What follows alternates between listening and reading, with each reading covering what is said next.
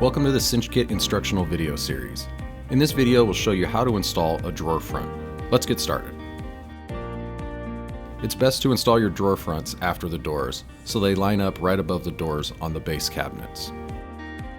You will need the following materials to install your new drawer front: the 3/16 inch drill bit, your drill, the double-sided tape, scissors, any kind of sharp knife, the bag of screws that says screw drawer fronts to drawer boxes, the Phillips bit, and the rubber bumpers.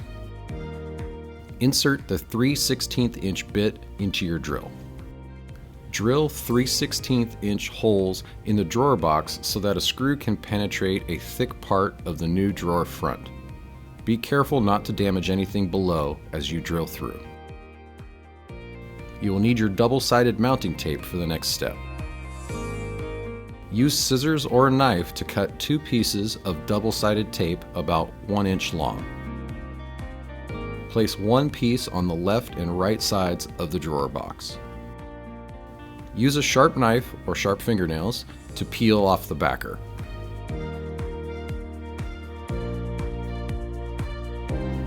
Put the drawer box in its place in the cabinet.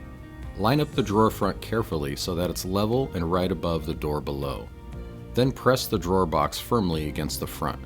The tape will hold them together temporarily.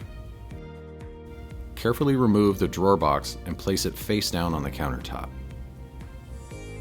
Put the Phillips bit in your drill. Set the torque on your drill to 7. Using the screws provided, secure the drawer front to the drawer box. Place bumpers at the top corners of the drawer front. Reinsert the drawer box. Good work.